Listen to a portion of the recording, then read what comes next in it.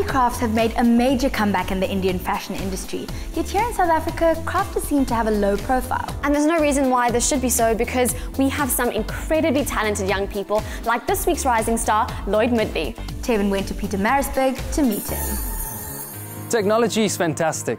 I mean, I can't go a day without my cell phone. And 3D printing, now that has the techies talking and tweeting.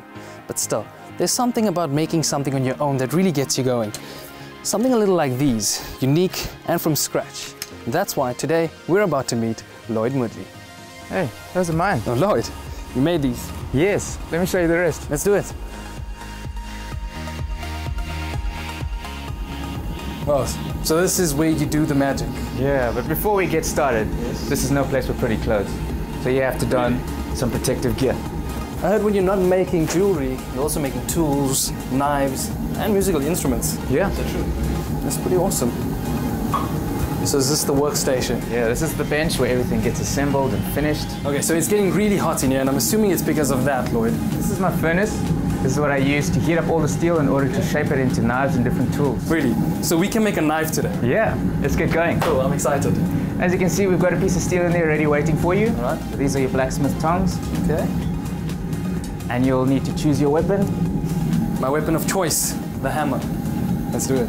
And so you would reach in there with the tongs. With the tongs. Okay, so you hold that hold on to this for you. Sure, it's safe, eh? And just be careful, it is a bit hot. Okay, it's a bit hot in here. Grab it and hold on for dear life. So we'll grab the metal. I must say, I've always wanted to do something like this. So I just whack it. Go for it. So when did you realize you were first into making things? As a child, I didn't enjoy playing with toys all that much, and often crafted things to entertain myself. So you're a blacksmith and a knife maker. How did that come about? When studying jewelry, I discovered that the skills learned from jewelry could be used to make anything. And which tools do you enjoy making the most? Well, I'd have to say knives. And how long does that take? Generally about 4 days. 4 days? Am I going to be hammering for 4 days? We'll have to see.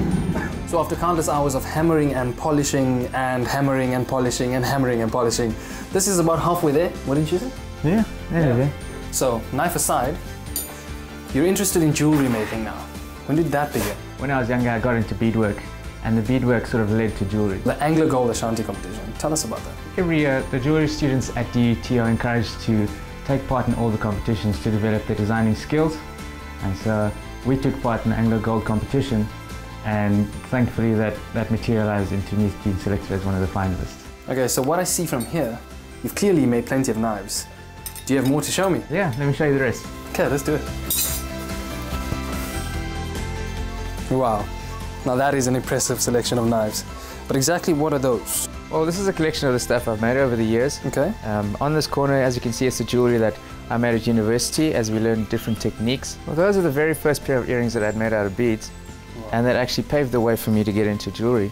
My mom used to wear the things that I'd make to work, and people would notice them and they'd want to buy it. One of her clients saw the pair of earrings, and he thought it would be a good idea if I come spend the day in their workshop. There's clearly a lot of detail in this. Where do you get the inspiration to make something like this? I think the thought of making something out of nothing really captivates me.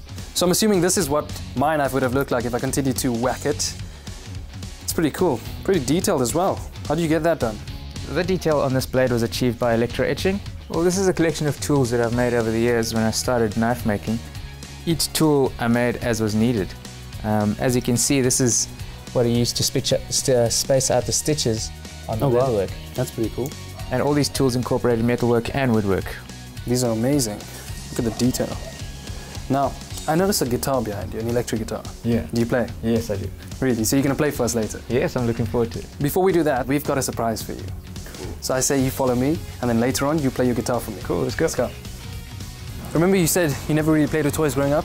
Well, so I decided let's skip the toys and go straight into epic go-karting. Awesome, looking forward to it. Watch this.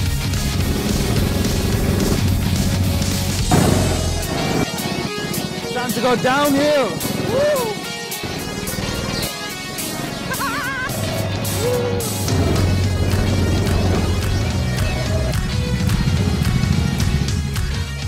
I gotta tell you, my heart is pounding.